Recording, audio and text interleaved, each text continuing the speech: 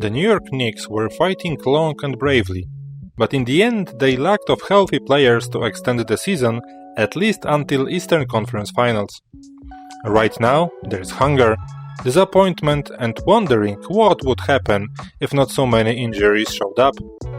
Even with all those issues, they were so close to being 3-0 in that series.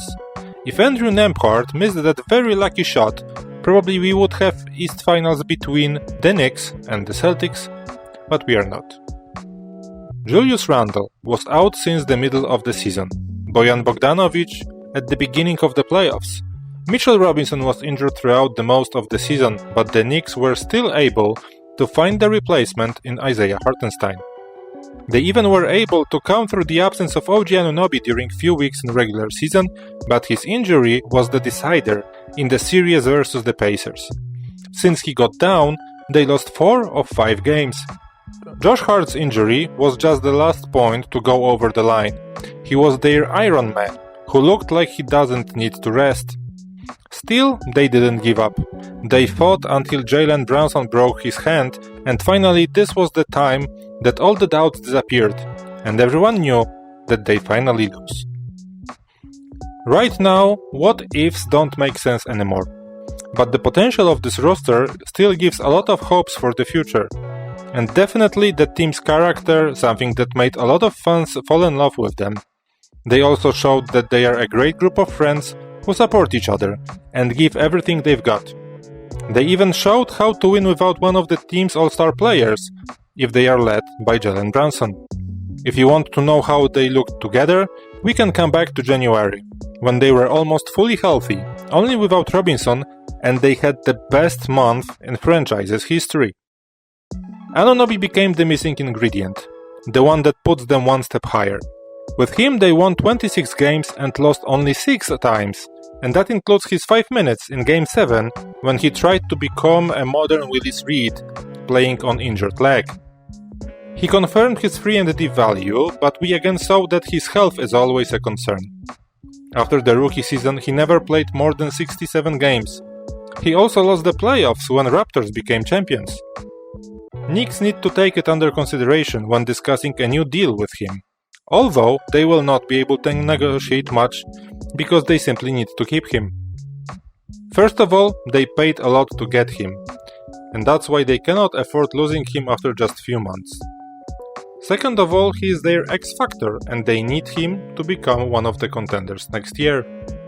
The question is how much is the contract going to cost them.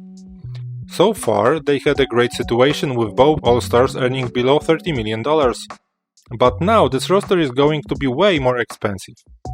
OG is probably going to give up his $19.9 million option and will ask for a raise. Isaiah Hartenstein, another playoff hero, will be a free agent and he also will expect a big raise. He played the best season in his career, proved that he can be a starting center in a good team. He fought for rebounds, was finishing nicely around the rim, showed progress in defense, averaging 3.4 steals plus blocks, and also showed his playmaking skills, averaging 2.5 assists per game. He was a key team member when Robinson went down, and looking at his health, Knicks need this kind of assurance from Hartenstein. They have early bird rights which will allow them to offer $72 million for a 4-year deal, but are they willing to pay that much for 2 centers? New deals for Anunoby and Hartenstein are going to put them over tax level. They can reduce some cost by giving up Bojan Bogdanovic.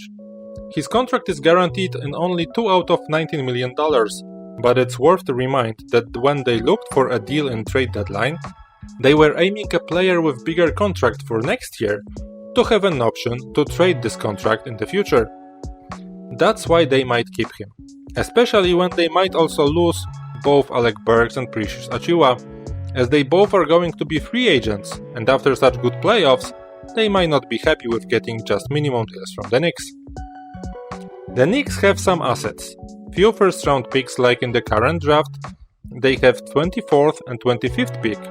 So if there is a good star to be picked up, they should be ready with an offer. They always keep track of all rumors and possibly difficult situations in other teams. But Leon Rose already showed that he doesn't rush anything in building the team. And it seems that he should continue this way. He has Brunson, a top 10 player already, and a really well-playing core of the team. They should look for a way to improve, but at the same time, they need to take care of not ruining the chemistry they already have. But first, they might take a decision on Jalen Brunson. Right after Game 7, he was asked about contract extension. He currently has one of the best deals in the league, if you compare the salary versus his value. Do you still remember how many people said 2 years ago that they overpaid him, giving $100 million for 4 years? Next year, he will be able to get a new deal and get a really big one. Currently, Knicks can offer him $156 million for 4 years, but he might wait another year and then receive even $270 million in 5 years. This summer is going to be very interesting and eventful for the Knicks. There will be a lot to look at. I cannot wait to see this. I hope you as well. And that's it for today. Thanks for watching and I see you next time. Bye!